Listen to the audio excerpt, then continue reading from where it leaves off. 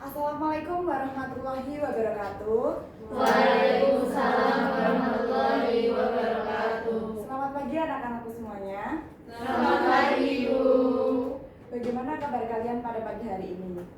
Alhamdulillah baik. Baik, sebelum memulai pembelajaran, saya akan mengecek kehadiran terlebih dahulu. Adakah yang tidak masuk pada pagi hari ini? Tidak ada. Semuanya, alhamdulillah. Semoga kita selalu senantiasa sehat ya anak-anak.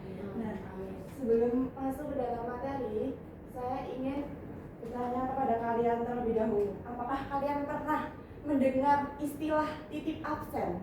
Pernah. Apakah hal tersebut dibenarkan? Salah. Nah, alasannya kenapa? Coba salah satu ada yang ingin berpendapat. Baik, Mbak Ulan. Menurut saya titip absen itu salah karena kehadiran itu nanti di data informasinya itu jadi tidak akurat. Jadi kalau semisal si A itu nggak masuk hari ini tapi dia melakukan titip absen, nanti malah di sistemnya jadi mendata dia padahal tidak, itu tidak boleh itu. Oh, bagus sekali jawabannya Mbak Ulan. Berikan aplaus buat Mbak Ulan. Bagus sekali ya jawaban dari Mbak Ulan. Bahwasanya titip absen itu tidak dibenarkan karena membuat rekap data atau hasil laporan kehadiran itu menjadi tidak akurat sehingga mempengaruhi proses administrasi di sebuah kantor begitu. Nah, untuk yang selanjutnya, di sini adakah yang ingin berminat untuk menjadi seorang pekerja kantor, mungkin staf administrasi, HRD atau staf-staf yang mengurus terkait dengan data karyawan begitu? Adakah yang Saya juga minat. Nah, ya. Mungkin nanti bekalnya itu ya nanti anak-anak apabila kalian nanti terjun ke dunia kerja ya, ketika kalian nanti mungkin menjadi staf administrasi bagian yang untuk mengelola data karyawan, kalian harus memiliki sikap yang jujur, teliti dan juga bisa mengolah dengan baik tanpa memanipulasi data-data di rekap atau laporan karyawan begitu ya anak-anak, agar ketika nanti misal contohnya itu nanti absensi, nah kalau misal itu datanya tidak akurat itu membuat seperti kegiatan atau proses-proses dalam proses administrasi di kantor itu menjadi tidak akurat apabila datanya dari dasarnya itu menjadi tidak akurat begitu. Nah, kaitan materi ini sangat berkaitan erat dengan tata kelola perkantoran atau otomatisasi tata kelola perkantoran karena rekap data kehadiran itu merupakan dasar ketika untuk pengambilan keputusan, misal untuk proses penggajian ataupun mungkin proses penilaian kinerja dari karyawan. Nah itu semuanya itu dasarnya dari laporan rekap kehadiran dari pegawainya begitu ya anak-anak. Nah yang selanjutnya,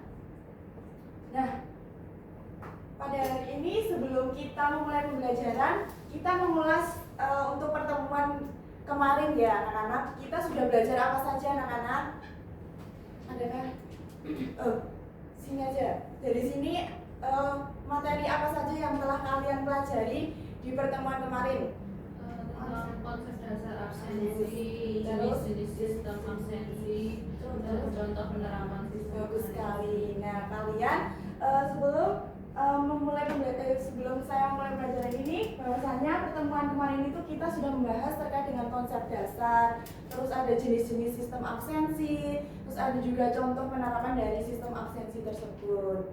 Bagus. Nah, untuk yang selanjutnya, sebelum kita mulai, Ibu akan mengadakan pretest terlebih dahulu untuk mengukur kemampuan kalian sebelum saya memberikan materi. Begitu. Silahkan di-scan. Ada yang tidak kelihatan, mungkin bisa di-scan. Izin bertanya kodenya, Bu. Boleh. Nah. Sudah. Kodenya itu di 32035953.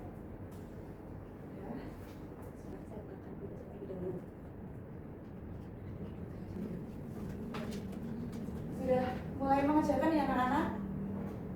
Ada yang kesulitan dalam masuk backgroundnya? Sudah bisa ya anak-anak? Sudah bisa Mbak Zahra? Sudah Ibu. Mbak Alda? Sudah semua ya anak-anak? sudah mulai penilaian juga. Ayo anak-anak, silahkan yang belum join segera join dan juga mengerjakan karena kita keterbatasan waktu juga. Silahkan anak-anak. Ini sudah menjawab, ada yang sudah selesai, 2 anak. Lanjut lagi anak-anak.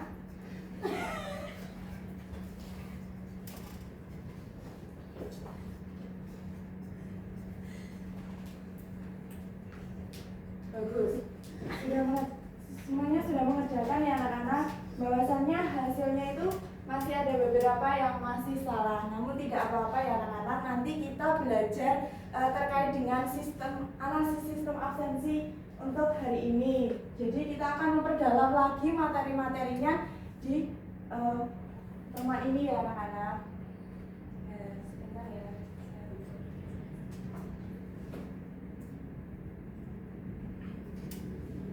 Baik, tujuan pembelajaran pada pagi hari ini bahwasannya ketika setelah saya menyampaikan materi, peserta didik mampu yang pertama dapat mengidentifikasi masalah dari sistem absensi itu.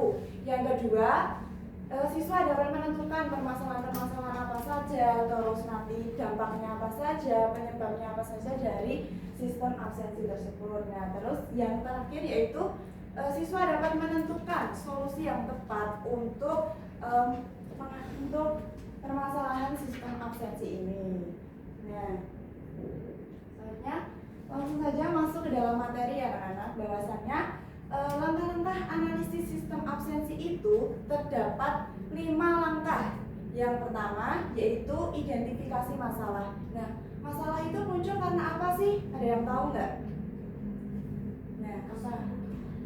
Dari pengetahuan saya, masalah itu muncul karena ketidaksesuaian antara ekspektasi kita dan juga kenyataan.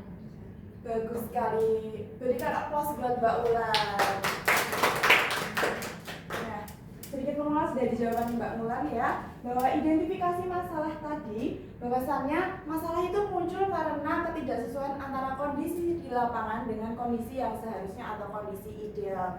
Nah, dalam penerapan dalam sistem absensi ini, kita misalkan seperti ini, di kondisi di lapangan itu masih banyak yang melakukan manipulasi absensi, misal titip absen dengan menitipkan tanda tangan begitu, terus mungkin ada yang menitipkan kartu namanya begitu untuk absensinya. Nah, hal tersebut di kondisi di lapangannya, namun seharusnya kondisi idealnya itu seharusnya tidak melakukan manipulasi absensi begitu. Nah, untuk langkah yang kedua yaitu menentukan permasalahan-permasalahannya. Nah, mungkin permasalahannya itu ternyata ada beberapa masalahnya. Mungkin karena pegawainya terlambat, emang karena terlambat, terus mungkin karena proses absensinya itu masih manual sehingga membuat proses atau waktunya itu menjadi lama, sehingga seharusnya karyawan tidak terlambat karena menunggu antrian untuk absensi. Untuk yang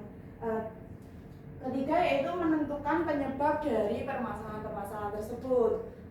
Nah, penyebabnya itu mungkin bisa karena manusia, teknologinya, ataupun pengawasannya begitu. Kalau manusia itu karena human error atau pencatatannya yang mungkin kurang tepat. Nah, dari pengalaman saya itu pernah misal sebelum saya bekerja ya.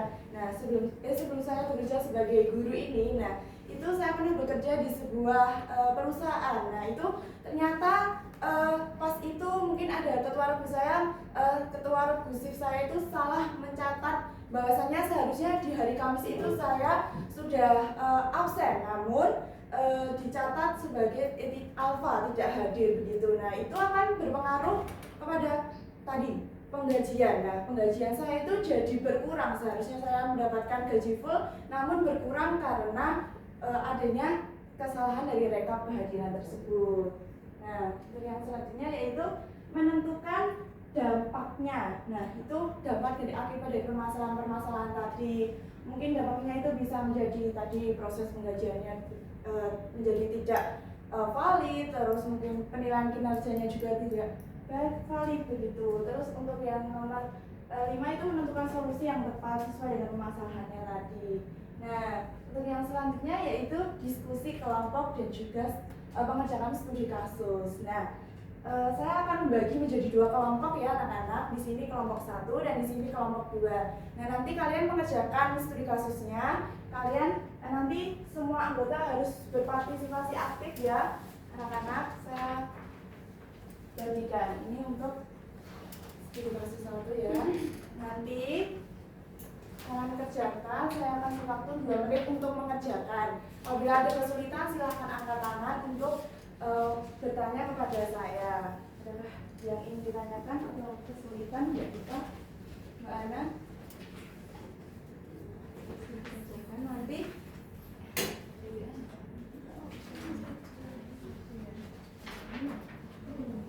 Nanti kalian maju.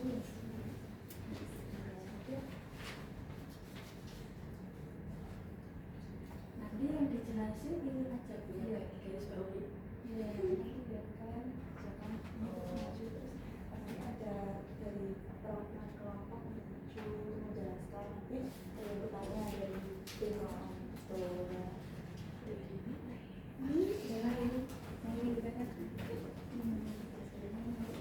ada sesuatu yang mewakili terus nanti itu di karena ada yang jawab ada yang bertanya dari sana ya yang ingin ditanyakan terkait dengan ini apakah sudah selesai? Belum. Masih membutuhkan waktu lama? Belum mana?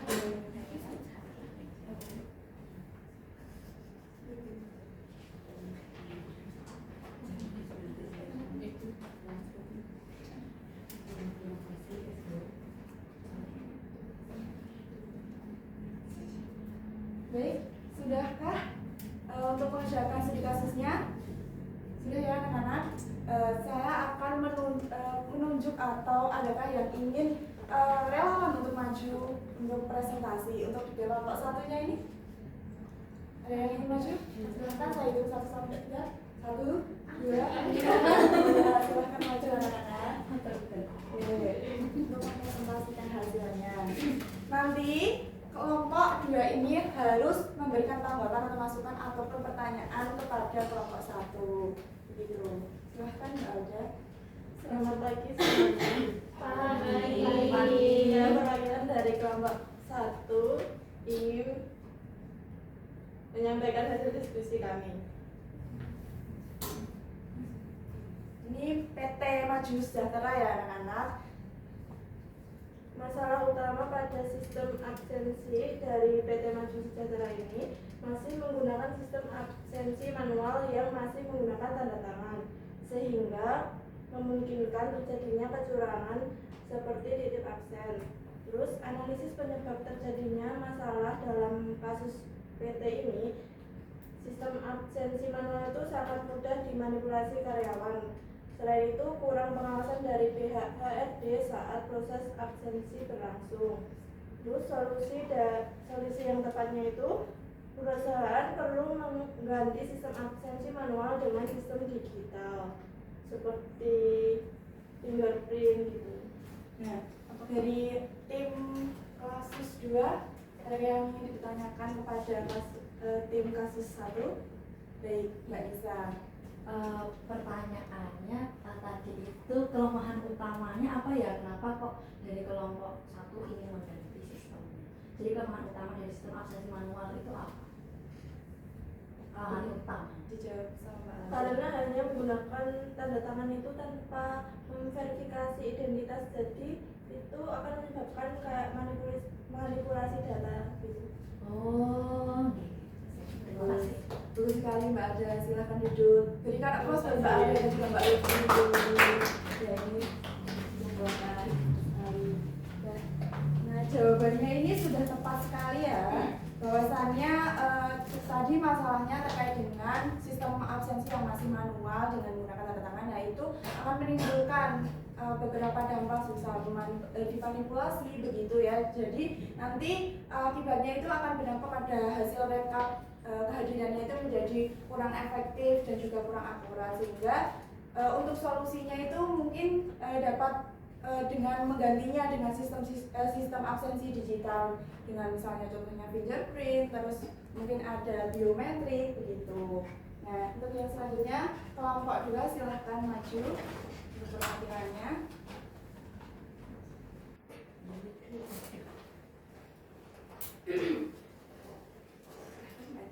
Selamat siang semuanya. Selamat siang. Saya dari kelompok 2 izin menyampaikan hasil diskusi kami terkait studi kasus yang kedua. Ya, ini studi kasusnya PT Sinar Teknologi. Nah, masalah utama pada sistem absensi PT Sinar Teknologi ini, sistem absensinya tidak mampu memastikan lokasi kehadiran karyawan secara nyata, sehingga memungkinkan terjadinya absensi fiktif yang tidak sesuai dengan kondisi sebenarnya.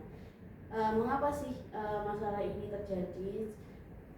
Karena tidak adanya fitur GPS atau validasi lokasi dalam aplikasi yang digunakan. Selain itu, sistem juga tidak dilengkapi dengan verifikasi tambahan seperti foto atau identitas visual saat presensi seperti itu. Nah, menurut kelompok kami, solusi yang tepat untuk masalah ini itu menambahkan fitur GPS atau seperti live location-nya seperti itu untuk memastikan lokasi karyawan saat absensi serta menggunakan verifikasi foto secara real time. Jadi nanti presensinya bisa menggunakan bukti yang benar-benar nyata seperti itu. Bagus sekali jawaban dari Mbak Ana. Berikan aplaus buat Mbak Ana. Nah, selanjutnya dari tim 1 atau kasus 1 ini silahkan memberikan tanggapan atau masukan ataupun pertanyaan kepada tim 2. Silahkan salah satu. Baik, Kak Ulan, silahkan Kak Ulan. Saya ingin bertanya pada kelompok 2, tadi kan mereka menggantinya menggunakan fitur GPS. Nah, kenapa dari kelompok 2 itu memilih fitur GPS? Mengapa penting dalam sistem absensi?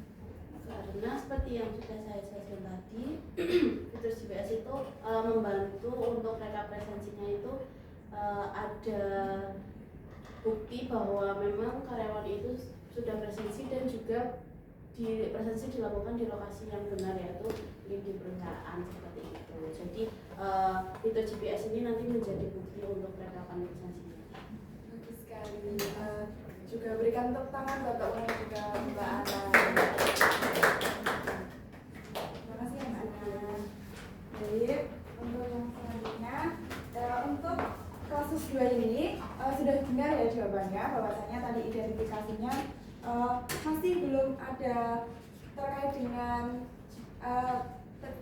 ketindaklanjutan dari misalnya tidak ada verifikasi lokasinya di mana ketika absensi, apa masih di rumah atau masih di kantor, apa sudah di kantor, itu belum bisa terverifikasi dengan baik. Nah, dari solusinya itu sudah dapat juga untuk menambahkan fitur GPS untuk validasi dan juga verifikasi bahwasannya karyawan itu sudah absensi di tempat atau perusahaan kantor dia bekerja begitu. Terima kasih ya.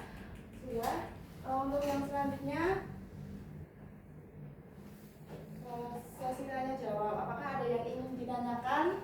Ini sudah presentasi dan juga terkait dengan materi sudah saya sampaikan. Adakah yang ingin bertanya terkait dengan materi? Apakah ada yang masih yang ingin ditanyakan atau kesulitan? Tidak ada ya anak-anak.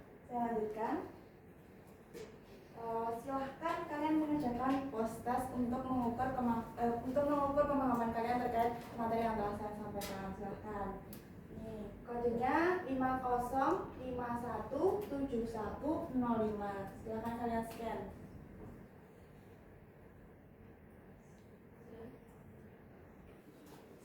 Atau baik,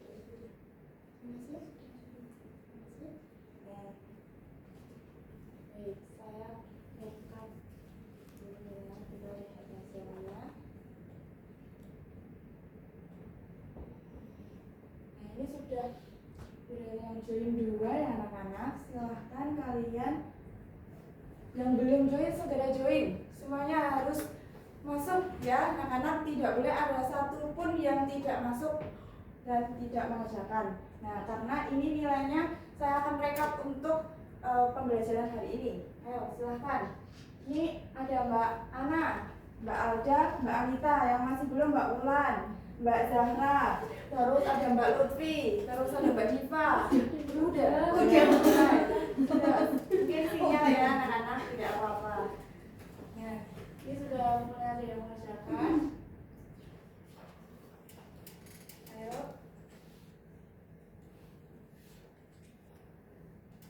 Yuk.